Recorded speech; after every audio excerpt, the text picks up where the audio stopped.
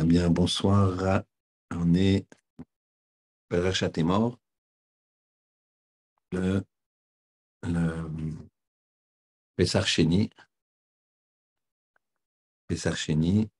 et qui tombe, comme tous les Pessar Sheni, le 14 Iyar, c'est la Iloula de Rabbi Meir. Donc, on va un petit peu poser certaines questions et faire la jonction avec Rabbi Meir lui-même et voir un petit peu comment tout ça, ça s'organise, parce que c'est des parachas extraordinaires avec beaucoup de mitzvot, dont la première. Il y a marqué Lo techalelu et Shem Kodeshi v'nitkashti betor bnei Israël ani Hashem mekadeshem. Ne profanez pas le nom de Dieu. Le fait de ne pas profaner le nom de Dieu, c'est une avéra extrêmement grave. Le maître dit, et le Rambam dit, que quand il y a un chilul Hashem, sur les fautes graves, qui méritent ou karet ou mita, la tchouva ne suffit pas, kippour ne suffit pas, des problèmes ne suffisent pas, il n'y a que la mort. Il y a une certaine possibilité, à certains maîtres, de faire beaucoup de kiddush Hashem. Mais pourquoi c'est si grave? Pourquoi c'est si grave? Pourquoi il y a une telle gravité du chilul Hashem? Deuxième question. Dans Pirkei Avot, il y a marqué la chose suivante. Dans le 6e Pérec, on s'en approche. Il y a marqué tout ce qu'Hachem a créé dans le monde, il ne l'a fait que pour son honneur.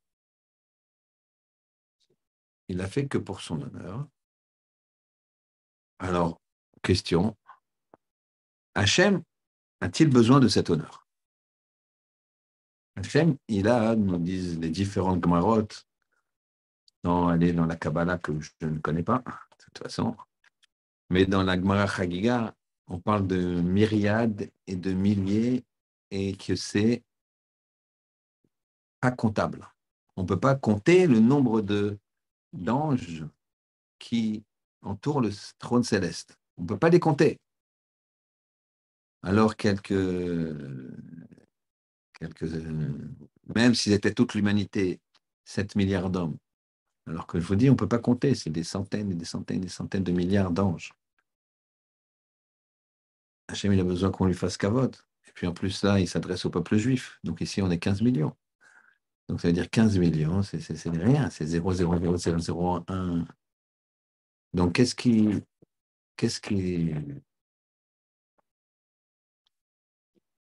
a besoin, Hachem, de cet honneur?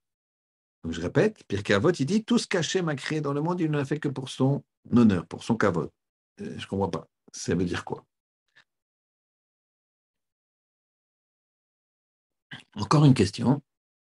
Dans la paracha de cette semaine, il y a marqué la fameuse phrase que chacun connaît, je suis sûr, quasiment par cœur ou par cœur, Ele Moadé Hachem, Asher Tikri Otam, Be Moada. Voici les fêtes d'Hachem, Asher Tikri, que vous allez appeler, que vous appelez Be Moada, dans leur temps. C'est-à-dire, qu'est-ce que veut nous dire là, cette phrase-là? Alors, il faut savoir qu'à l'époque, il n'y avait pas de calendrier, donc au temps du Beth Amikdash, jusqu'à la destruction du deuxième Beth Amikdash et plusieurs centaines d'années plus tard, plus de 300 ans plus tard, puisque Simon Rabon, en l'an vulgaire 357 ou 358, il y a Hillel le jeune, 13e génération de Hillel, qui a fait le calendrier perpétuel par son génie extraordinaire jusqu'à la fin des temps. En 357 ou 358, je vous laisserai une année. Voilà. En tout cas, c'est cette période-là. Donc, à l'époque, il n'y a pas de calendrier, et voilà qu'on doit le Beddin, grand Beddin, le Nassi, le prince d'Israël, Rabban Gamiel, notamment à son époque, le grand maître, avec ses Dayanim, il recevait le témoignage de témoins, et en fonction de ça, en fonction des témoignages de ces témoins, il déclarait est-ce que la Lune, elle est réapparue ou non? Est-ce que la Lune a réapparu ou non? C'est-à-dire qu'à la fin du mois, la Lune disparaît. Quand elle réapparaît, c'est le début du mois suivant. Donc, est-ce qu'elle a réapparu ou pas? Très bien. Si jamais il se trompait, alors qu'est-ce qui se passait? Eh bien, le passage qui dit et les Moadé Hachem, Hachem tikri otam bemoadam. Voici les fêtes d'Hachem que vous appelez en leur temps. Donc, c'est-à-dire, comme chacun le sait peut-être, mais on va le poser en termes de questionnement, Hachem disait c'est pas grave, puisque c'est les hommes qui ont de bonne foi, bien sûr, on parle, fixé qu'aujourd'hui c'est Rosh Chodesh, ben c'est Rosh Chodesh. Donc tout le cosmos s'organisait en fonction de ça. Donc t'imagines, la Lune, elle doit tourner. Elle a son cycle. Eh bien non. Elle s'organisait en fonction de ça. À l'époque, c'était comme ça. De nos jours, il n'y a plus ça. Et s'il y avait, les scientifiques diraient, ben, de temps en temps, on voit la Lune qui ralentit, qui accélère.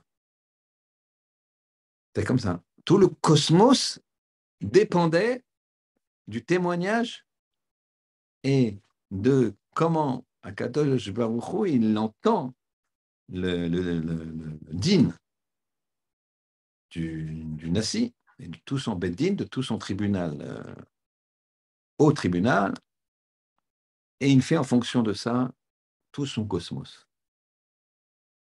Comment est-ce possible? Pourquoi Hachem nous a donné un pouvoir comme ça ici incroyable? Très bien. Ensuite, une autre question. Dans la paracha de cette semaine, on a les pains de proposition. Les pains de proposition, c'est 12 pains qui étaient dans l'enceinte juste avant le Kodesh HaKodashim, qu'on appelle le Oulam. Très bien. Les pains de proposition, ils étaient changés une fois par semaine, de Shabbat en Shabbat. Donc ils sortaient, il y avait 12 pains, on les mettait sur la table qui avait 12 compartiments, et une semaine après, on les changeait d'une semaine à une autre semaine. Et quand on les sortait, ils étaient aussi chauds et fumants que quand on les avait mis. Vous voyez, quand les bonnes chalotes de nos chères épouses, mères, grand-mères, filles, d'accord, sortent du four, vous voyez et qu'elles vous interdisent d'en manger parce que non, c'est vendredi après-midi, c'est pas... Non, non. Et que tu as vraiment envie de craquer, d'accord, mais tu te retiens parce qu'on ne fait pas de repas de motzi comme ça dans l'après-midi du vendredi, et puis tu es obligé d'obéir. Eh bien, ça, cette même fraîcheur, odeur extraordinaire, elle était pendant les 7 jours sur ces pains, sur ces chalotes, et elle sortait, c'était même 9 jours, il y avait un calcul, c'était 9 jours, et c'était la même fraîcheur. Pourquoi Hachem il a fait ce miracle? Pourquoi il a fait ce miracle? Miracle, on va dire, incroyable, et apparemment, on ne voit pas qu'est-ce que ça peut nous dire. Très bien. Je reprends les questions pour qu'on soit bien clair. On a premièrement une mitzvah ou une mitzvah négative de ne pas profaner le nom d'Hachem. La profanation du nom d'Hachem est extrêmement grave et punie. Malheureusement, Chaz Shalom, il faut faire teshuva. On a vu qu'on passait par quelques étapes désagréables. Euh, pourquoi c'est si grave? Deuxième chose, dans Pirkei Avot, on a dit tout ce qu'Hachem il a créé, c'est pour son kavod, pour son honneur. Hachem il a besoin d'honneur. Il a des milliards et des milliards et des milliards d'anges qui le... Très bien. Troisième question, comment ça se fait que l'homme, par son témoignage et le Beddin par son verdict concernant la nouvelle lune, peut influer sur le cosmos? Parce que s'ils se trompent, ben, c'est pas grave. Ils ont avancé d'un jour, ils ont reculé d'un jour. Tout le cosmos se met en fonction de ce qu'il a décidé le Beddin. Et troisième chose, pourquoi, quatrième chose, pourquoi les pains de proposition qu'on mettait au Beth Amikdash, qui était au nombre de 12, ils étaient frais pendant 8 jours, pendant 9 jours, et quand on les changeait, ils étaient toujours aussi frais. Très bien. Regardez ces questions bien de côté. Et on va parler aujourd'hui de l'Aïloula de Rabbi Meir. Après, on fera le lien, vous comprendrez pourquoi. Le lien avec les questions, bien évidemment. Rabbi Meir, il s'appelle Rabbi Meir Baal Nes. À l'issue, à cause d'un masse et d'une histoire qui s'est passée. Il faut savoir que Rabbi Meir, son beau-père, il s'appelait Rabbi Hanania ben Teradion. Son beau-père, c'est celui qui étudiait la Torah, qui a été attrapé par les Romains, que les Romains, ils ont brûlé en mettant des éponges sur son cœur et en enroulant le Sefer Torah et en le brûlant. Les élèves qui assistaient à cette triste exécution, ils ont pu voir et témoigner. Ils ont dit alors, maître, il n'avait pas l'air de souffrir. Il lui a dit, qu'est-ce que tu vois? Il dit, vous en faites pas, mes chers élèves. Ce que je vois, c'est que le parchemin, il brûle, mais les lettres, elles s'envolent vers le ciel. Moi aussi, vous en faites pas, je vais m'envoler vers le ciel, comme ces lettres-là. Le bourreau romain, il a vu ça, il lui a dit, si je t'enlève les éponges, est-ce que tu m'amènes avec toi là-bas où tu vas? Il lui a dit oui. Le bourreau il s'est jeté dans le feu, il a enlevé les éponges, et il y a marqué là-bas, Rabbi Hanania ben Teradion et cet homme-là, ils ont pas roulé au Lamaba. Ça, c'était le beau-père de Rabbi Meir. Il avait une fille qui s'appelait Brouria, une femme exceptionnelle, incroyable. Derrière un grand homme, il y a toujours une grande dame. Et qui était donc la femme de Rabbi Meir. Et elle a, pour vous dire, une fois dans la Gemara, Brachot, Dafyud, Amoud Aleph, donc j'invite tous les maris et futurs maris à écouter bien ça. Hein. Il y avait dans le voisinage de Rabbi Meir des gens qui étaient des proutsim, qui l'embêtaient beaucoup.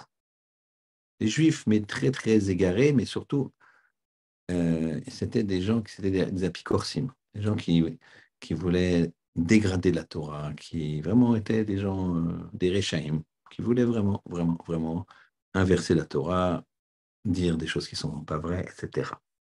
Et Rabbi Meir, il a prié pour qu'il meure.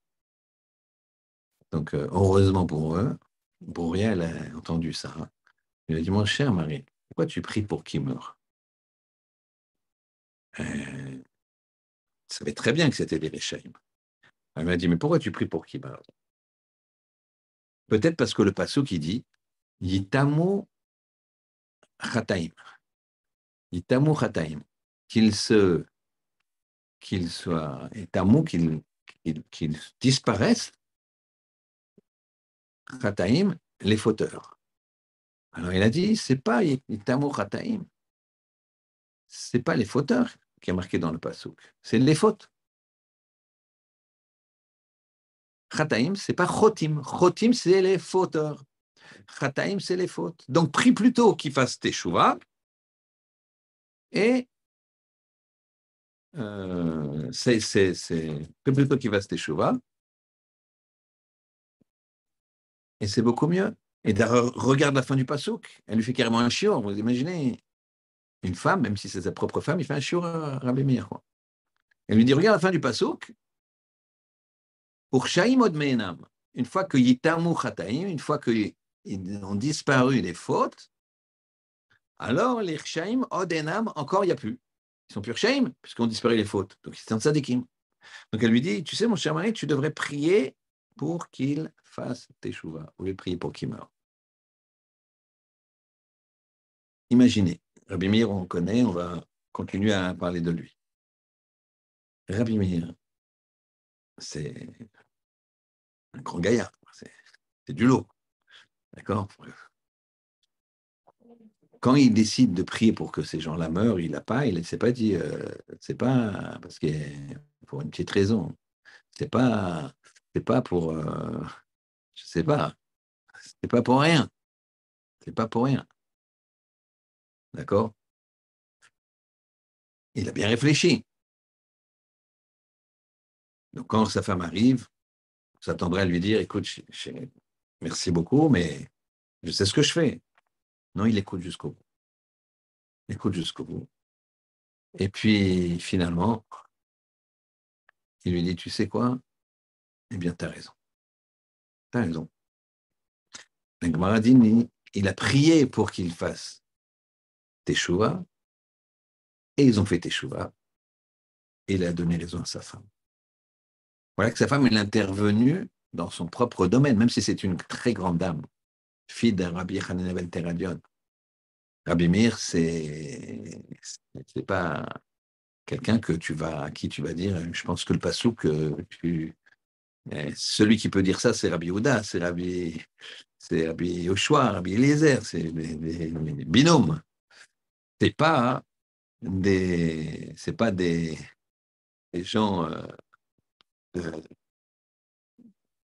qui ont, qui ont- c'est des gens qui ont énormément, énormément de Torah, n'est-ce pas? Eh ben non, il écoute sa femme. Il ne lui dit pas, il écoute sa femme. Et elle a raison. Ça, c'est Brouria. D'accord? Ça, c'est Brouria, sa femme. Voilà que c'est des gens, vous voyez, nobles, racés, distingués, plein de Torah. Vous savez, la Torah, hein, elle donne à un juif, chaque juif, c'est un diamant. Et donc, chaque juif est noble. Chaque juif est distingué. Le problème, c'est quand il n'y a pas de Torah. Et quand il y a de la Torah, hein, la distinction ressort. Il y avait une famille de parents extraordinaire. Et voilà qu'elle avait une sœur, Brouilla, très jolie. Et un jour, qu'elle marchait dans les rues de Judée, qui étaient occupées par les Romains, mais que ce n'était pas une période trop... Enfin, vous allez voir que c'était quand même une période difficile, mais ils ne tuaient pas les Juifs comme ça, comme un moment. Elle marchait, il a deux généraux romains, il la voit, qui marchent pas loin d'elle, ils passent devant eux comme ça. Et l'un dit à l'autre, il dit, regarde cette juive, quelle allure princière elle a. Donc, qu'est-ce qu'elle fait, elle?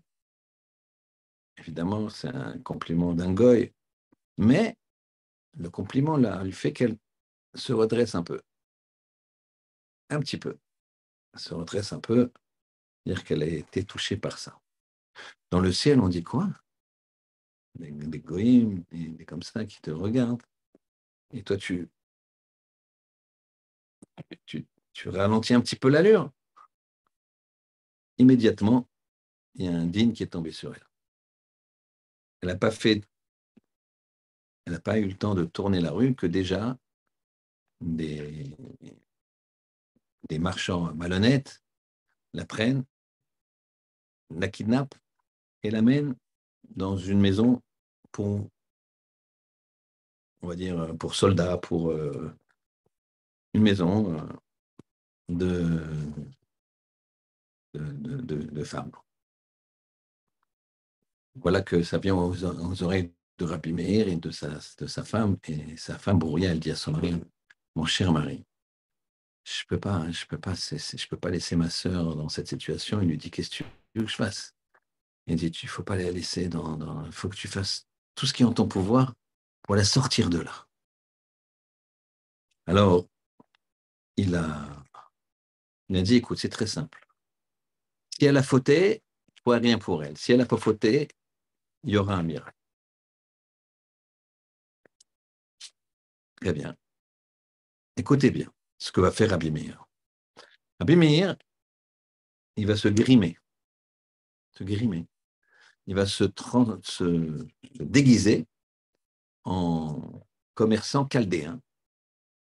D'accord? C'est comme, imagine, là, tu as, je sais pas moi, Raphaël Kanievski qui s'habille, qui met un jean, je sais pas, un perfecto, un t-shirt. Certains disent qu'il a mis vous savez, comme les pirates, là. Il a mis un œil, voilà. Il a caché un œil comme ça avec un truc noir. Il a plié sa barbe, tout ça. Il a fait complètement grimé. Et il a pris une très grosse bourse d'argent. Il a frappé à la porte. Il lui a dit, qu'est-ce que tu veux? Bah, je suis client. Alors, on lui a dit, d'accord, choisis. Lui, il a vu tout de suite sa belle-sœur au fond, comme ça, l'air pas souriante, l'air comme ça, agressive. Il a dit, celle-là, là. Il a dit, personne qui s'occupait, il dit, non, non, celle-là, laisse. Elle râle tout le temps, c'est insupportable. Non, non, non, c'est pas la peine. Non, non, non, je veux celle-là. Il dit, mais je te dis que de toute façon, elle veut pas. Je veux celle-là. Il dit, bon, comme tu veux. Il s'approche de sa belle-sœur et il fait semblant de lui dire, viens, viens. Elle ne veut pas. Et il voit qu'elle s'est refusée, qu'elle lui a dit, de toute façon, je ne suis pas dans une situation où je peux. Et donc, elle a vu qu'elle disait ça à tout le monde, qu'elle n'avait pas fauté. Donc, il continue, il va essayer de la sauver. Donc, à ce moment-là, il fait quoi? Il remonte son œil comme ça, et j'imagine quoi. Il lui dit, coucou, c'est moi, Amir. Non, mais imaginez, il n'a pas eu peur de ça. Pour la sauver, il n'a pas eu peur. T'imagines quelqu'un qui va se... C'est pas rien. Le capode. Non, moi, je ne mets pas comme ça. Je ne sais pas du tout. Tu sauves un juif. Donc, Rabbi Meir, qui a sa barbe, son frac, tout. Il se met en marchand chaldéen, t'imagines. Il n'a pas peur. Il va dans un endroit, Ras Beshalom, pour sauver une neshama. Sauver une neshama. Et donc, il va voir le responsable, il lui dit, écoute, regarde, j'ai beaucoup d'argent là, j'ai amené. Je te donne cet argent, laisse-nous sortir. Lui, il dit, non, je ne peux pas, ils vont me retrouver. Et tu sais quoi? Prends une partie de cet argent pour toi, et l'autre, tu soudoieras tes enquêteurs. Lui, il était malin, le geôlier, celui qui tenait cette maison. Il lui a dit, ouais, mais tu sais comme moi que les maîtres chanteurs, quand t'as plus d'argent, quand tu leur promets 100, tu vas leur donner, pendant un premier temps, ils vont te laisser, puis à un moment, ils auront besoin d'argent ou c'est d'argent facile, ils reviendront, ils disent, tu sais, 100 c'était trop peu, tu redonnes 100, etc., etc. Donc, c'est un Nadabarsov, il n'y a pas de fin, c'est dangereux. Il lui dit, bon, d'abord, c'est peut-être oui, peut-être non. Peut-être l'enquête, ils ne devront pas. Ils te grilleront pas. Deuxièmement, peut-être tu vas soudoyer, puis ça s'arrêtera là. Bon, et maintenant, si tu veux, je vais te donner un truc. Si jamais il t'attrape quand même. Il lui dit, tu dis 3 fois, Eloka de Rabbi Meir Hanini, Eloka de Rabbi Meir Hanini, Eloka de Rabbi Meir Hanini, et t'es sauvé. Très bien. Lui, il dit, tu rigoles ou quoi? Je suis pas né de l'année dernière plus, c'est quoi cette histoire? Il lui dit, tu veux que je te montre? Il y avait des énormes chiens, 2 énormes chiens, qui étaient dressés évidemment, on est dans un endroit où il y a besoin de faire régner l'ordre, il marchait mal. Et donc, il y avait des chiens dressés, ils étaient attachés, lourdement enchaînés, parce qu'ils étaient énormes et apparemment agressifs. Et voilà qu'il lui dit, détache les chiens. Il lui dit, mais tu rigoles, quoi? Les chiens, ils sont dressés pour que, à part moi, je les détache, ils tuent tout ce qu'il y a sur le truc. Il y a pas de. Ils réfléchissent pas. Il lui dit, vas-y, t'inquiète. Lui, il se dit, bon, après tout, j'ai tout à gagner. Si les chiens les déchirent, il les tue tous les deux, je garde l'argent, tout ça, ils ont voulu s'échapper, terminé. Il les détache et les chiens ne bougent pas. Les chiens ne bougent pas. Pourquoi? Remarquez, quand Daniel il a été jeté dans la fosse aux lions, alors Nabucodonosor, il a vu que les lions, ils sont pas approchés de lui. Et alors, il était étonné parce qu'il avait affamé ces lions-là. Il avait affamé les lions. Alors, il a fait remonter Daniel du puits. Il a dit à Daniel, comment ça se fait ça? Comment ça se fait qu'ils n'ont pas mangé? Daniel, il a dit, je vais te dire, c'est très simple. Lors de la création du monde, Kadosh Baruch Hu, il a créé les animaux, il a créé l'homme, et il a dit, la peur de l'homme sera sur les animaux. Donc les animaux, ils ont peur des hommes. Mais ils ont peur des hommes. Ils n'ont pas peur des animaux. Si quelqu'un se comporte comme un animal, alors l'animal, il voit un autre animal devant lui. Il ne voit pas un homme. Et alors là, c'est dangereux. Mais si un homme il se comporte comme un homme, à ce moment-là, hein, il aura s'il se comporte comme un animal, il va être mangé. S'il se comporte comme un homme, eh ben, l'animal aura peur. Et c'est ce qui se passe. Les chiens, ils restent assis. Rabbi Meir, il veut vous montrer son savoir-faire, donc il prend des pierres, il commence à jeter une pierre, 2 pierres. Les chiens, ils sont un petit peu mal, d'accord? Puis quand il leur fait vraiment mal, voilà, les chiens ils s'énervent, c'est une nature quand même. Et puis ils sont là, ils se ruent vers Rabbi Meir, ils sautent en l'air, la gueule ouverte, ils se trompent, ils se sautent en l'air la gueule ouverte. Ils sont là, Rabbi Meir, il dit, Elokade Rabbi Meir Anini, Elokade Rabbi Meir Anini, Elokade Rabbi Meir Anini. Et ils s'arrêtent comme des toutous au pied du maître et ils ne bougent plus. Alors le geôlier, la preuve, il a fait sa preuve. Il a fait les preuves, il a donné ses preuves à Rabbi Meir. Et donc le geôlier les laisse partir. Comme ils avaient prévu, il y a une enquête. L'enquête, elle commence à se préciser. Le geôlier, il paye l'enquêteur. L'enquêteur, il étouffe l'affaire. Mais comme ils avaient prévu, l'enquêteur, à un moment, il est gourmand, il revient 3, 4 mois plus tard, et il lui dit, donne. Lui, il dit, j'ai pas d'argent, je t'ai donné, t'as vu la fortune que je t'ai donnée? Il dit, si tu ne donnes pas, tu te débrouilles. Il n'avait pas, il l'a balancé. Il l'a balancé, il est condamné à mort. Très bien. L'exécution se passe, il devait être pendu. Ils arrivent pour le pendre, et il y a une trappe comme ça, ils font avec bon, mécanisme en bois, truc, la trappe, elle se ouvre. Et il a à peine, et ça lui tire le coup que, clac, la corde, elle se casse. Ah, bon, ils en prennent une corde, ils le remettent, tac, ils y vont, ils n'arrivent plus à ouvrir la trappe. La trappe est bloquée. Parce qu'à chaque fois, lui, qu'est-ce qu'il disait? juste avant, et le cas des Rabbi Meir Hanini, le cas des Rabbi Meir Hanini, le cas des Rabbi Meir Hanini, c'est bloqué. Là, ils ont compris, à chaque fois, il dit le cas des Rabbi Meir Hanini. Ils ont dit, bon, qu'est-ce qui se passe là? Alors là, il se défend et il a trouvé un argument. En plus, pour se défendre, il dit, je vais vous dire, c'est un espèce de magicien juif comme ça, un sorcier juif qui est venu et qui il raconte toute l'histoire. Évidemment, il enlève le côté où il a, bien que l'autre l'avait balancé, donc je ne sais pas comment il s'est arrangé avec ça, mais il dit, comme il a dit Eloka des Rabbi Meir Hanini et qu'il a maîtrisé les chiens, moi j'ai eu peur qu'il me fasse disparaître et tout. C'est pour ça, moi j'ai eu peur de lui. Alors il dit, bon, de toute façon, on n'arrive pas à le tuer.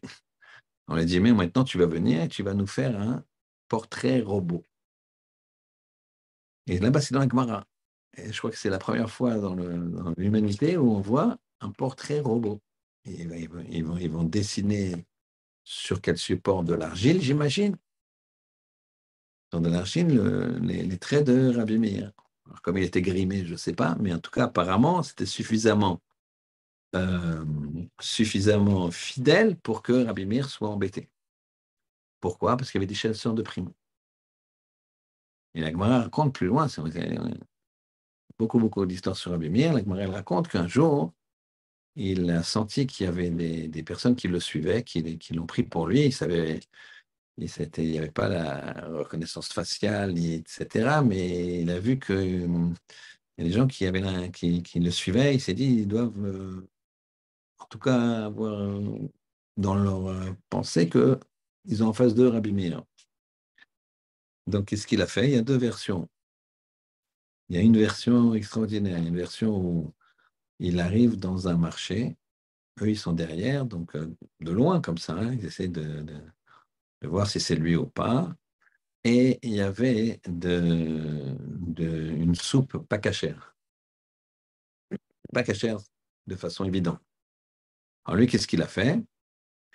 Il a trempé son doigt dans la soupe, il a demandé permission, bon, c'était les usages de l'époque pour goûter, et il a pris et il a changé de doigt, il a, tu sais, le doigt qui était pas dans la soupe. Donc, eux, ils ont vu ça, ils disent, non, ça, c'est pas la lumière. Notre version, il est rentré dans un endroit malfamé, et Eliaou, un avis en personne, s'est déguisé en femme et est venu à sa rencontre en lui disant, ah, Shmuel, mon bon ami, je suis content de te voir. Alors, ils sont partis. Beaucoup d'histoires sur Rabbi Meir. Ici, on va essayer de faire l'injonction entre les questions qu'on a posées au début du shiur et cette capacité à Rabbi Meir de faire le miracle. Mais là encore, on ramènera une autre personne qui faisait aussi beaucoup de miracles, même s'il est moins connu, très connu dans le Talmud. Il s'appelait Rabbi Hanina ben Dossa. Il est notamment connu pour qu'une fois, il est rentré un vendredi soir, vous connaissez, je vous l'ai déjà raconté, puis vous pouvez connaître même d'avant. Il est rentré chez lui, sa fille, elle a pleuré, elle avait mis du vinaigre dans pour la fiole d'huile. À la place d'une fiole d'huile, excusez-moi, elle avait mis la mèche et du vinaigre. D'accord? Et donc, elle avait dit, je ne peux plus allumer, je ne peux pas allumer. C'est du vinaigre. Apparemment, il n'y avait qu'une seule mèche. Elle était déjà imbibée de vinaigre. Alors, lui a dit, ma fille, celui qui a dit que l'huile brûle, alors il peut dire que le vinaigre brûle. Allume. Et elle a allumé et ça a marché. Ça s'appelle Rabbi Hanania ben Dossa. Là-bas, nos maîtres, ils expliquent la chose suivante. C'est très intéressant, Rav de Vologine, le Beth Alevi. Il dit en fait, tu dois vivre ta vie si tu veux faire des miracles. C'est pour ça qu'on voit moins de miracles. On en voit moins. C'est pour ça que des gens, ils disent, et je fataille que c'est vrai, que Baba Salé, il avait mis une serviette, donc on voyait ni sa main, ni le fond de la bouteille, et il servait. Il servait les gens, ça ne s'arrêtait pas. Parce que ça ne se voyait pas. Alors les gens, ils peuvent dire, ouais, il était pleine, puis je n'ai pas tellement calculé combien il y a de personnes. Mais quand tu regardes finalement, c'était énorme. Mais tu ne le vois pas vraiment. Il dit, Raphaïm de Vologina, hein, il dit pourquoi? Parce que le miracle, il doit être caché de nos jours. Parce que s'il n'est pas caché, il nous enlève du libre arbitre.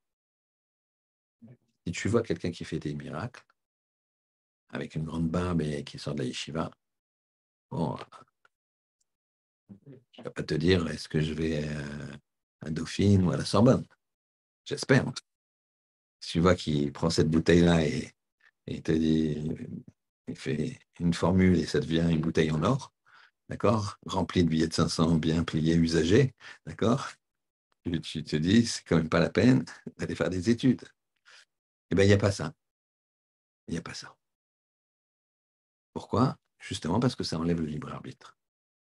Eux, ils étaient tellement proches d'Hachem et pour eux, tout était miracle, que eux, ça ne leur enlève pas le libre arbitre. Pour eux, c'est normal. Pour eux, c'est normal. Kadosh Baruch Hu qui fait brûler l'huile, le vinaigre, c'est normal. Donc, puisque c'est normal, ça n'enlève pas le libre arbitre, alors pour eux, c'est ça la valeur du miracle. Pour Abimir, c'est normal. Je prie Hachem, il va me répondre. Hachem, tu as vu, je suis déguisé en chaldéen. C'est pour le kavod de ma belle-sœur. C'est pour ton kavod. C'est pour sa kedusha. C'est pour ta kedusha. D'abord pour ta kedusha, pour ton kavod, et après pour son kavod et sa kedusha. Donc, ça marche, quoi. Il n'y a pas de doute. Et ça marche. Rabbi Hanina, il le fait, ça marche. Pour ça, il faut avoir un vrai niveau. Parce qu'il y a des histoires où la personne, elle voulait faire ça et ça n'a pas marché. Alors, comment on arrive? Alors, comment Rabbi Meir, Rabbi Hanina ben Dosa et d'autres, ils sont arrivés, alors que certains autres, ils ne sont pas arrivés. Une fois, il y a une personne qui devait payer ses ouvriers. Vous savez que c'est très important. On, on insiste toujours dans le Ben Adam Lachavero, comment se comporter entre un homme et son prochain. Un des principes les plus importants, c'est de payer ses ouvriers en temps et en heure. D'accord? De nos jours aussi, on n'échappe pas à la règle, mais à l'époque encore plus parce qu'ils avaient besoin de leur salaire le soir pour manger. D'ailleurs, si tu leur donnais un repas au lieu de l'argent, ils y prenaient. Parce qu'eux, ils travaillaient pour manger. D'accord? Ils travaillaient pour vivre, ils travaillaient pour manger. D'accord? Mais c'était pas comme de nos jours, les gens ils disent nous on mange pour vivre. Il y a des gens qui vivent pour manger. D'accord? Qui cherchent. D'accord? Il faut manger pour vivre. On veut vivre, on veut un projet. Donc il faut manger. Il ne faut pas vivre pour manger. D'accord? Okay. Donc, cet homme-là, qui était un homme extraordinaire, vous allez voir, il y avait des figues, ils avaient travaillé dans un champ, et il y avait des figues, mais les figues, elles n'étaient pas encore mûres. Et ils attendaient leur salaire. Alors, qu'est-ce qu'il a dit? Il a dit, figuier, fais mûrir tes figues, tes fruits. Et les figuiers, ils ont fait mûrir tous leurs fruits. Il a dit aux ouvriers, servez-vous. Comme ça, il a fait une mitzvah, il a fait tout. Pourtant, il est mort. Le soir même, il est mort. La nuit même, il est mort. Et quand on l'a reçu au Gan Eden, on lui a dit, c'était un miracle qui n'était pas à ta portée. Tu n'avais pas le niveau de le demander. Comme tu es quelqu'un de très grand, on l'a demandé, mais tu as bousculé, à ton niveau, tu as bousculé quand même la nature. On ne doit pas bousculer la nature. Rabbi Meir, il ne bouscule pas la nature parce qu'il est au-dessus de la nature. Mais lui, il était encore dans la nature. Vous voyez un petit peu la différence. Donc, comment Rabbi Meir, il est arrivé? Et nous, on va regarder comment on ne peut pas arriver à ça. D'accord? Mais comment arriver à se parfaire pour être dans le kivun, dans on va dire, la bonne direction. Et pour ça, on va commencer à répondre à chacune de nos questions. La première question, c'était pourquoi le Chilul Hashem, la profanation du nom de Dieu, est tellement grave? Pourquoi? Parce que, en fait, il n'y a pas plus grande punition que ça. Puisqu'on avait dit que la tchouva, ça ne suffit pas, kippour, ça ne suffit pas, des problèmes, ça ne suffit pas, il y aura que la mort. D'accord? Il faut faire Kiddush Hashem. En faisant beaucoup de Kiddush Hashem, de sanctification du nom d'Hashem, on peut réparer, mais c'est évident qu'on passe par des moments. Eh bien, tout simplement, afin que l'on comprenne, nous disent nos maîtres, la gravité de la faute. Si une faute est sanctionnée de la plus sévère façon, tu comprends bien maintenant que la gravité de la faute, elle est très très haute. C'est très très grave, puisque tu as une très très grande sanction. Si je te dis, si tu fais ça, tu vas avoir une amende de 10 euros, bon, c'est pas si grave de faire ça, quoi. Ça coûte 10 euros. Mais si je te dis, si tu fais ça, tu vas avoir une amende de 500 000 euros et 3 mois de prison, ferme, tu vas te dire, tu vas réfléchir à deux fois. Et en quoi c'est fondamental? En quoi c'est fondamental de faire attention au Chilul Hashem? Eh bien, quand tu te rends compte de la gravité du Chilul Hashem, ça veut dire je ne me comporte pas bien en tant que juif, vis-à-vis d'un autre juif essentiellement. D'accord? Et par rapport à on va dire, une certaine hiérarchie, mais dans les mitzvot. Quelqu'un qui fait des mitzvot par rapport à quelqu'un qui en fait moins. Celui qui en fait moins, il est peut-être plus haut, hein, attention. Mais en tout cas, il est dit, entre guillemets, moins religieux. Alors, si la personne, entre guillemets, religieuse, elle se comporte mal, elle fait du chilul Hashem. C'est ça le problème, c'est que plus la kippa est grosse, plus il faut faire attention. D'accord? Alors, j'espère que je fais de mon mieux, en tout cas. Donc, mais sachez qu'il y a des. Moi aussi, je suis petit, comme tout le monde, et on a beaucoup plus grands au-dessus de nous, c'est comme ça, et donc eux aussi peuvent. Ça.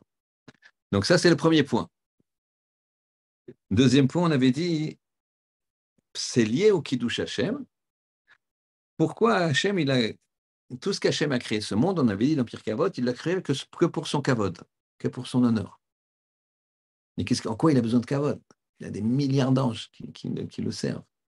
Qu'est-ce qu'il a besoin de 15 millions de juifs? En fait, Hachem, il n'a pas besoin du tout de leur kavod. Du tout de notre kavod, sache-le. Mais il a besoin que toi, tu lui fasses kavod pour que tu te rends compte de sa grandeur.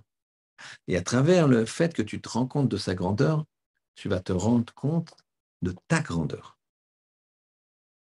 Quand tu sers le roi des rois, bah, tu ne peux pas être un zéro. Vous voyez ce que je veux dire? Si tu es chamache de Baba Salé, tu côtoies Baba Salé. Tu es chamache de Raphaël Kanevski. Donc tu côtoies quelqu'un de très haut. Ça te tire vers le haut. Tu agis, tu le sers. La même chose. Tu t'aperçois de la grandeur d'Hachem. Tu travailles le Kiddush Hachem. À ce moment-là, tu deviens serviteur, enfin, dans la kivun, dans la dynamique, dans la direction d'être serviteur d'Hachem. Et donc, Hachem, il te dit, c'est bien pour toi, parce que comme ça, tu sors le meilleur de toi. Trop de gens se disent, moi, je sais pas, j'ai pas niveau, j'ai pas ceci, j'ai pas cela. Mais fais Kiddush Hachem, rends-toi compte de la grandeur d'Hachem. Ouvre les yeux. Regarde juste que ta main, elle bouge. Comment c'est une main, la complexité d'une main. Nous, la main, bon, ça va. La complexité d'une main, les nerfs, tous les phalanges, la peau, comment c'est fait, les ongles, c'est énorme. Ça, c'est la main. Imaginez le cerveau, les yeux, Kadosh Baruch Hu, tout ce qui nous donne la grandeur de la création, la génétique. La génétique. C'est incroyable, la génétique. Normalement, quand tu étudies la génétique, tu es obligé de te croire en Dieu. Obligé. Pourquoi? Parce que l'OL et nous, quand il y a 3 chromosomes qui se mettent ensemble au lieu de 2, ça donne un enfant trisomique, l'OL et nous, chas v'shalom. Mais la probabilité, normalement, on demande à tous les scientifiques, la probabilité des médecins, enfin, ce qui se rappelle de la première année où il y avait de la génétique, ils te disent qu'ils ne comprennent pas, eux. Ils disent la probabilité normale que normalement il devrait y avoir des trisomiques, c'est l'inverse de ce qui se passe. Maintenant, eux, ils observent qu'il y en a très, très, très, très peu, Baruch Hashem. Mais ils ne savent pas pourquoi. Ça, c'est un point. Quand tu t'observes ça, tu observes la grande, et tu reconnais Hachem là, et tu vois la grandeur d'Hachem, alors tu vas grandir. Donc, regardez, on est dans les étapes. Parce que rappelez-vous, on va arriver à la capacité de faire un miracle. Je ne pense pas qu'on puisse le faire, et encore, c'est, comment dirais-je, des petites choses. C'est pas comme Rabbi Meir, attention, j'ai pas de... mais c'est des petites choses cachées qui sont encore à la portée, qui ne seront pas énormes. Pourquoi? Encore une fois, parce que ça changerait le libre arbitre de la personne.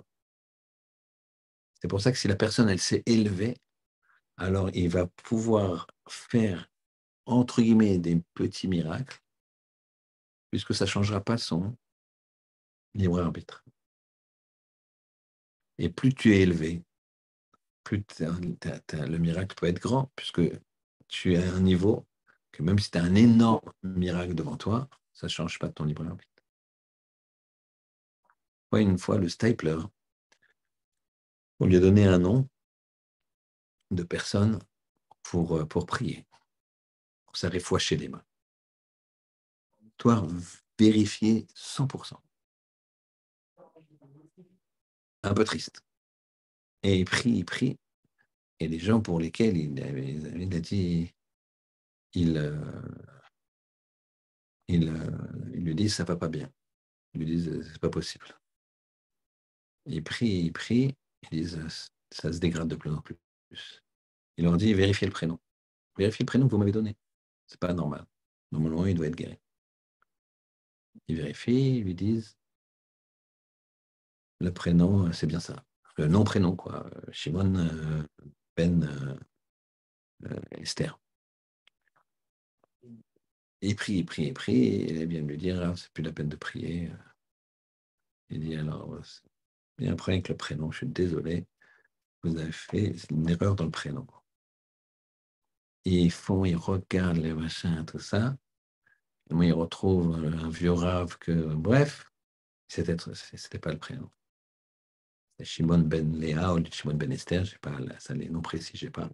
C'était pas ça. Cet appelant, il a dit, quand je prie, il est guéri. Il part. Quand je prie, il est guéri. Il n'y avait pas de doute, lui. Il leur avait dit, vérifiez le prénom. Ils ont vérifié, malheureusement. Ils ont vérifié, mais c'était pas connu, apparemment. Ça, c'est des choses qui sont à la portée des gens comme ça, de nos jours. Et on ne va pas les voir faire des miracles plus... Sinon, ça t'enlève le libre arbitre. Mais quand tu es très haut comme Rabbi Meir, alors là, tu peux y aller. Ça t'enlève, ça ne changera rien. Donc, il peut dire le cas des Rabbi Meir, le cas des Rabbi Meir, ça marche. À tel point que quoi? Hachem, il a voulu nous montrer qu'on avait, là, toujours, mais surtout à l'époque, la capacité de changer le cosmos. Quand le Beth Din, il se trompait et que c'était pas Rosh Chodesh, la lune n'était pas sortie, eux, ils avaient cru la voir, et ils disent qu'elle est sortie, elle sortait. Donc imaginez ce qu'on a comme potentiel, comme force. Encore de nos jours, on ne pourra pas le voir. Mais sachez que tout le clan d'Israël et chacun de vous, chacun de nous, eh bien, avec une mitzvah, il peut changer tout. D'abord, se changer lui-même et changer le monde, changer sa famille. Vous savez, sans doute quand vous étiez petit, peut-être on va voir qu'il faut toujours être jeune. Mais en tout cas, c'est sûr que tous, on a pris des cailloux, on les a jetés dans une mare comme ça. Et on voit ping et ça fait des ronds comme ça. D'accord? Ça se diffuse. Sachez que quand vous faites une mitzvah, c'est exactement ça. Et le rond au milieu, c'est vous. Vous faites une mitzvah, c'est comme si vous jetiez un caillou dans votre potentiel, pim, qui va éclairer autour de vous, votre famille proche, famille un peu moins proche, votre communauté, votre ville. Je ne plaisante pas, puisque le Rav Israël Salanter a dit quand un juif à Vilna, il est tard le soir et il va pas se coucher. Il est 2 heures du matin, il a travaillé, il a étudié, et au lieu de se coucher là, il se dit, allez, j'ouvre ma Gemara, j'étudie un petit peu, une demi-heure. Il étudie, il lutte contre le sommeil. Il dit ça va empêcher un juif à Paris d'épouser une non-juive. Ça influera qu'il va épouser une non-juive. Ça, c'est la capacité qu'on a. Et ça, c'est un miracle.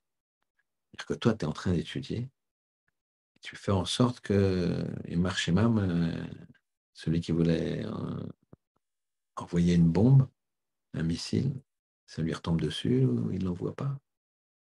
Ça, faut être conscient de ça.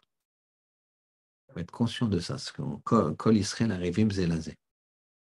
Ça, c'est miraculeux. Donc nous, on ne le voit pas le miracle, sinon ça nous enlèverait le libre arbitre. Mais on a les miracles à notre niveau. Et plus tu t'élèves, plus tu grandis le nom d'Hachem, bien plus tu quoi? Plus tu as la capacité de vouloir, entre guillemets, être le serviteur d'Hachem. Et comme tu es le serviteur d'une entité que tu toi-même valorises de plus en plus par ta conscience, et ben, tu t'élèves de plus en plus. Pour ça que c'est Hachem. Le Hachem, c'est attaché Hachem. Dire, ouais, tout ça, c'est faux. Ouais, et puis ils sont comme ça, les religieux, et ceci et cela. Ça, c'est le plus grave, parce que tu fais baisser tout dans le sens contraire. La Gemara nous dit, la- avant de citer cette Gemara, on va répondre aux pains de proposition. On avait dit que les 9 pains de proposition, les 12 pains de proposition, ils venaient, ils étaient frais pendant 9 jours, de la même façon qu'ils étaient très frais quand on les sortait, quand on les rentrait, quand on les enlevait du Beth Amikdash, ils étaient toujours aussi frais, toujours aussi chauds, toujours aussi fumants. Rabbi Lachiv, il a expliqué pourquoi il y avait ça. Pourquoi c'était ça? Il explique comme ça le Yeshiva extraordinaire. Il amène un pasouk dans Oshéa, c'est un prophète, pas très connu, pas Josué, Oshéa. Et il dit la chose comme ça, et il dit, je vous lis directement la traduction, quand Israël était jeune, je l'avais pris en affection. Quand Israël était jeune, quand les Juifs ils sont jeunes, Hachem il nous prend en affection. Qu'est-ce que ça veut dire? Ça veut dire que Kadosh Baruch Hu, il a demandé qu'on soit enthousiaste.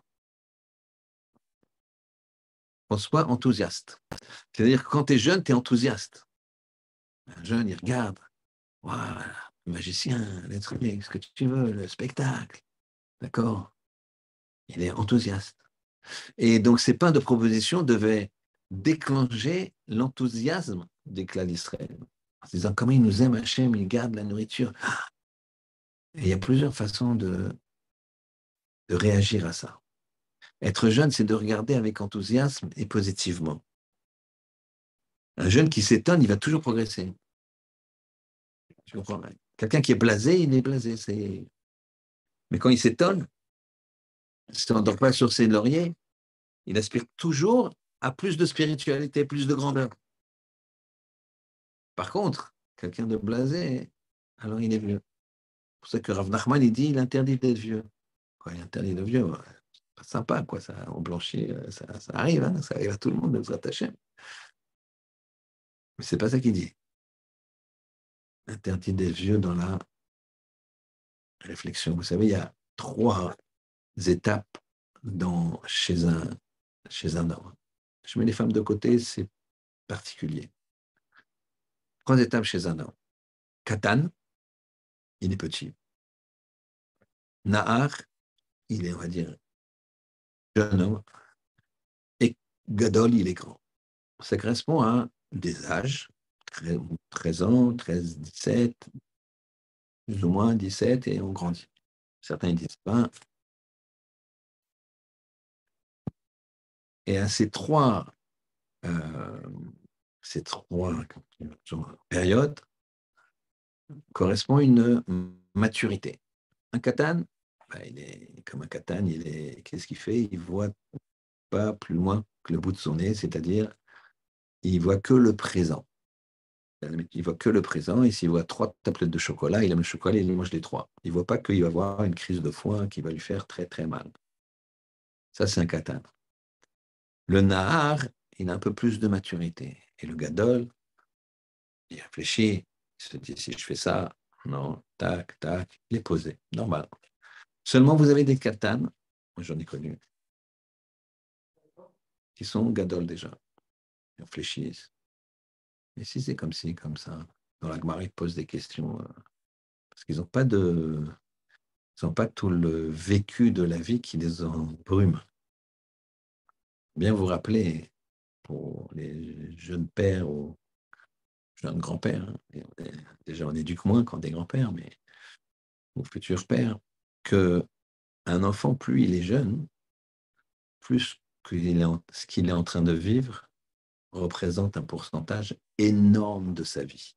Là, s'il nous arrive quelque chose là, eh bien, pendant 1 heure, pourcentage par rapport à notre vie, chacun avec son âge, c'est faible. Mais un enfant, c'est pas faible. L'enfant est 3 ans. Pendant 2, 3 heures, il vit quelque chose. C'est énorme comme pourcentage. Donc, ça creuse, et ça creuse, et ça creuse. D'accord? Ça, c'est la Torah. Et les psys, ils ont pris sur la Torah, comme Freud et tout. Donc, ils ont dit, il faut voir l'enfant, ce qui se passe. Ils ont raison. Enfin, ils ont raison de pomper la Torah. C'est on gagnant. Et donc, ici, c'est ça le principe, c'est qu'il faut toujours rester jeune, toujours t'émerveiller. Et dans la paracha de cette semaine, il y a le Ish, le fils d'une Ben Ish israélite, le fils d'une femme juive. Son père était égyptien. Et lui, il va être Hayav Mita parce qu'il a blasphémé. Qu'est-ce qu'il a fait? Lui, il s'est moqué. Il s'est dit, c'est quoi ces pains-là? Ah bon, le bon Dieu, il a besoin de manger. Il s'est moqué. Au lieu de s'enthousiasmer, il s'est moqué. Quand la personne, elle s'enthousiasme, elle vit. Quand la personne, elle se moque, elle meurt. Je finirai par vous dire ce qui est marqué dans la Gemara Rosh Hashanah, Rafé, qu'on fera dans les mots tout de suite après. C'est l'histoire de Rabbi Ramban Gamiel. Une fois, il y avait des calculs qu'on va expliquer plus tard, qui ont fait que Ramban Gamiel a dit c'est Kippour, on va dire, on va prendre un jour, mardi. Et Rabbi Oshua a dit non, non, d'après mes calculs, c'est Kippour lundi. Alors, Ramban Gamiel, il a envoyé quelqu'un chez Rabbi Oshua, il lui a dit dis-lui qu'il vienne me voir le jour de lundi, le jour où lui, il dit que c'est Kippour,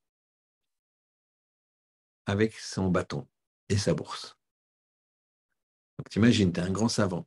Tu calcules quand est-ce que c'est Rosh Chodesh. C'était par rapport à Rosh Chodesh Tishri, puisque c'est le 10 du mois. Et tu calcules que c'est un jour avant Rabban Gamiel. Donc, il y a un jour de décalage. Et Rabban Gamiel lui dit, tu viendras avec ta bourse. Donc, tu dois maintenant changer tous tes calculs, toute ta conviction par rapport au maître. Et c'est ce qui va ramener Rabbi Akiba, il va aller voir Rabbi Yoshua, il va lui dire et les mots Adé Hachem, Asher Tikreo Otam Bemo Adam, c'est ce qu'on voit dans la paracha de cette semaine. Voici les fêtes que vous allez appeler Asher Tikreo Otam Bemo Adam en leur temps. En leur temps. C'est vous qui décidez. Je vous ai donné un pouvoir énorme. Mais comme on avait vu la semaine dernière, plus tu peux aller haut, plus tu peux aller bas. Et c'est ça le principe. Le Ish Bani israélite, lui, il a vu les pains de proposition. Qu'est-ce qu'il a vu? C'est quoi ça? Le bon Dieu, il a besoin de manger? C'est quoi cette histoire? Méprisant. Mais les autres juifs, qu'est-ce qu'ils ont vu? Waouh, t'as vu? Incroyable. Le pain, il reste fumant. Lui, il n'a même pas vu ça, que le pain restait fumant. Il n'a même pas vu ce principe. Et eux, ils ont regardé rien. Ça reste, ça ne bouge pas. C'est ça la jeunesse. C'est dans la tête, c'est ça la jeunesse. C'est pour ça qu'il n'y a rien de mieux que la Torah, parce que la Torah, tu ne peux pas te dire je suis arrivé. Dans tout, tu peux dire ça y est, je connais, j'ai mon diplôme, j'ai ceci. La Torah, jamais. C'est pour ça qu'on appelle toujours un Talmid Chacham. Talmid, ça veut dire un élève. Un Talmid, c'est un élève. Donc tu vois, un monsieur barbe blanche, 80 ans, c'est un Talmid, lui, c'est un élève. Donc, un élève, il s'étonne toujours, il est toujours enthousiaste. Hachem, il nous aide à comprendre ça, que le miracle, il est en nous. Voir le miracle. C'est chacun, chaque génération, chacun ses capacités.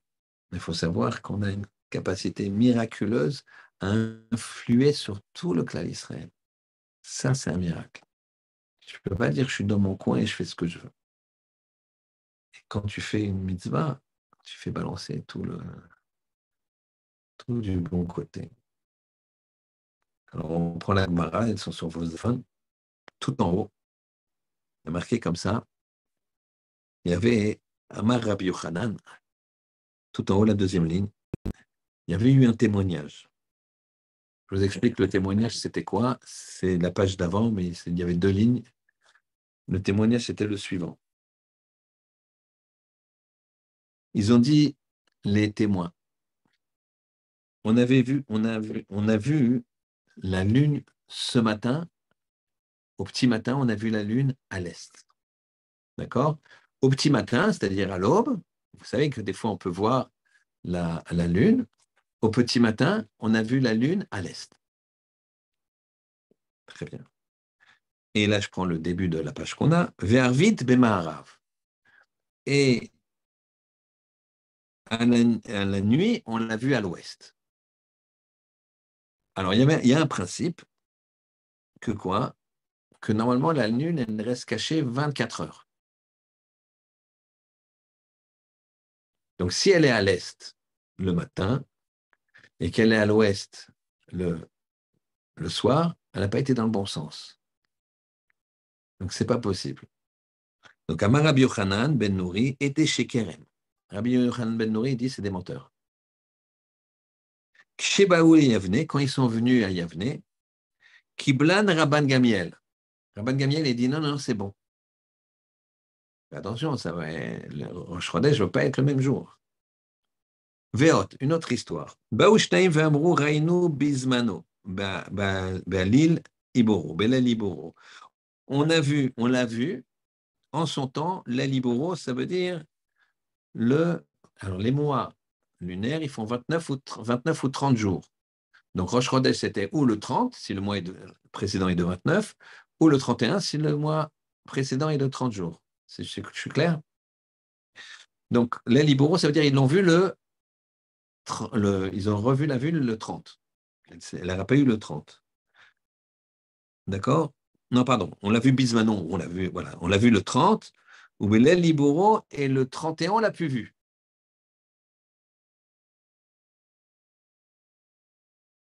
Fait Kimlan Rabban Gamiel. Et Rabban Gamiel a dit, c'est bon. Amar Rabbi Dossa ben Orkino, c'est des Shekeren, c'est pas possible.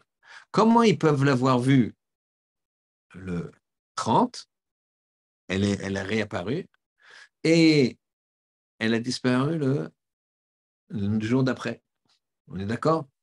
La Lune, une fois qu'elle est apparue, eh ben, elle va grandir. Vous savez, elle est petite, elle est très fine, elle grandit, elle grandit, elle grandit. Le 15e jour, elle est pile, c'est-à-dire elle est 15 jours, elle est complètement pleine. Pourquoi? Comment ça se passe? C'est que, sachez que la Lune, elle est éclairée, plus elle est éclairée, plus elle est en face du Soleil. Quand elle tourne, alors c'est un croissant. Elle fait le tour comme ça. D'accord? Mais quand elle est juste en face, d'accord, et que la Terre, tu es au-dessous, donc tu vois quoi? Tu as la Terre là au milieu, tu as le Soleil là, la Lune en face, pleine Lune. Par contre, quand la Lune, elle passe entre la Terre et le Soleil, c'est Rosh Chodesh, elle a disparu. Puisque le Soleil, il éclaire sa face arrière, et toi, tu es devant. Mais elle tourne la Lune autour du Soleil. On est d'accord? Donc, quand elle passe autour de la Terre, donc quand elle passe devant le Soleil, pile, c'est Rosh Chodesh, on voit rien, elle a disparu. Et après, elle commence à tourner, on voit un croissant de plus en plus grand. Elle tourne de plus en plus grand. Quand elle est en face, on voit toute la Lune entière. Donc, il y a le Soleil, la Terre ici, et la Lune là. Donc là, elle est éclairée complètement. Et de la Terre, on voit la pleine Lune, suivant l'angle, bien sûr. Après, et versa. Donc, il dit, quand elle a pu voir le 30 et le 31, elle a disparu. C'est pas dans le bon sens. Alors, Eir Meidim Aleisha, alors il donne une parabole. Comment peut-on témoigner sur une femme chez Yalda qu'elle a accouché? Tu témoignes, Madame Intel a accouché, très bien. Ou le machar, et le lendemain, Krissa, son ventre, Ben Shinea. Bon, c'est une expression qui veut dire elle est enceinte jusqu'au ventre, quoi. C'est-à-dire le ventre, elle a le ventre entre ses dents. D'accord? Expression populaire du temps de l'Agmara. Amarlo Rabbi Yoshua. Rabbi Yoshua, qu'est-ce qu'il dit? Roani et Devarecha. Moi, je suis d'accord avec Dossa ben Orkinos, c'est-à-dire que c'est mm, des témoins mensongers. Je ne suis pas d'accord avec toi, Rabban Gamiel, qu'il faut accepter. Donc, j'ai un jour de plus.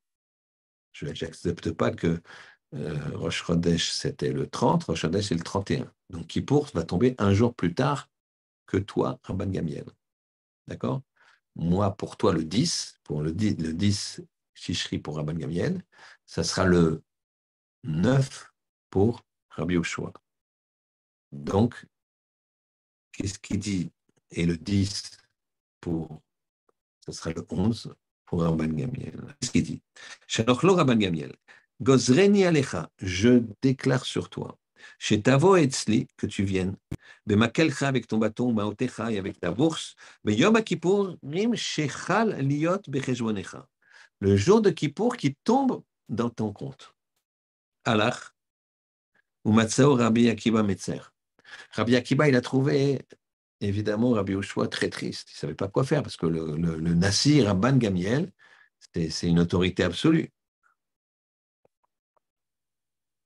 Marloï lui a dit Yeshli lilmod, chez Kol Mashasa Rabban Gamiel Assoui. J'ai un limoud qui va te montrer que tout ce qu'il a fait, Rabban Gamiel, c'est fait. C'est-à-dire que c'est lui qui impacte sur le monde, puisque c'est sur la décision, puisque c'est lui le Nassi. Chez Neymar, Ele Moadé Hachem, passou qu'on a vu et qu'on va voir, si Dieu veut, dans la paracha Shabbat matin. Voici les faites, les appellations saintes d'Hachem, Mikra et Kodesh, donc appellation sainte, Asher Tikre Otam, et bon, il n'y a pas Bémo Adam, il n'y a pas la fin du perso, que vous allez appeler Bémo Adam en leur temps. Et même si ce n'est pas leur temps, Ben Mizmanam, que ce soit leur temps réel au niveau du cosmos au niveau de la position de la Lune, ben shelo bismanam, que ce soit pas en son temps, qu'il se soit trompé ou pas. À chaque temps, il change.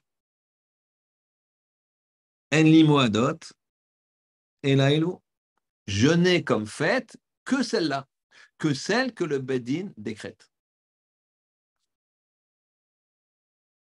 Balo etzel Rabbi Dossa ben Orkinos. Rabbi Akiba, il est venu aussi calmer l'autre qui avait dit qu'il n'était pas d'accord avec Rabban Gamiel. Amarlo, imbaim anu ladun achar ben dino shel Rabban Gamiel. Si on doit ne pas être d'accord avec le bedin de Rabban Gamiel, tzrichim anu ladun achar kol bedin ou bedin. On doit récuser tous les bedin chez Ahmad qui étaient en fonction, mimot Moshe, depuis la vie de Moshe, depuis la vie de Moshe Rabbeinu, Ve'ad Arshav jusqu'à maintenant. Chez Nehemar, comme c'est dit, comme il est dit, Vaya'al Moshe ve'Aaron Nadav ve'Avihu ve'shivin mizikne Israël. Il est monté Moshe et Aaron et Nadav ve'Avihu et 70 sages. Pourquoi on ne dit pas le nom? Mais l'amalon nefreshu shemotam shem zekenim. Pourquoi on n'a pas dit le nom des sages? Il y a Moshe qui est monté, Aaron, Nadav et Avihu qui étaient les enfants de Aaron, et 70 sages. Pourquoi on ne dit pas leur nom? Et là, c'est pour te dire que tous ces sages-là, ils représentent les futurs sages de tout le clan d'Israël jusqu'à la fin des temps, et surtout jusqu'à la fin des Beddin. Et là, la Lamed, chez Kol Shlosha ve Shlosha, chez Amdou Beddin à l'Israël. C'est pour te dire que tous les trois personnes, puisqu'un Beddin, c'est minimum trois, qui se lèvent en tant que Beddin, que tribunal à l'Israël, sur le clan d'Israël. Areouk et Beddino shel Moshe. Il est comme le Beddin de Moshe. Nathan Maklo, il a pris son bâton. Umaotav, son argent. Beyado. Ve'alach le Yavne. Il a fait dans le Yom Kippour que lui, il pensait que c'était Kippour. Mais il a fait comme le maître a dit. Etzel Rabban Gamiel. Beyom Shechal Yom Kippour. Le jour où tombe Kippour, Liot Becheshbono, qui tombait dans son calcul. Aman Rabban Gamiel, quand il a vu Rabban Gamiel, il s'est levé. Venachekou al Rocho, il l'a embrassé sur la tête. Amarlo, Bo Bishalom, viens en paix. Rabbi Vetalmidi, toi tu es mon maître et mon élève. Rabbi Bechokma, Rabbi dans la Chokma, tu as plus d'intelligence que moi. Vetalmidi était mon élève chez Kibalta et Devarai, car tu as accepté mes paroles. Regardez la grandeur de chacun. Rabban Gamiel, il est obligé d'être dur parce qu'il était Rav Beddin et Nassi.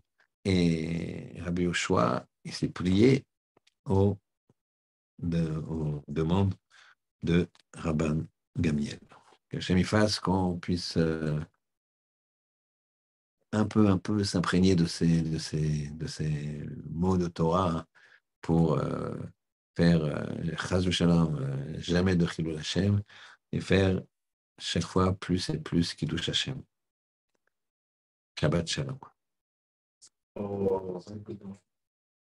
C'est quoi, Nassi?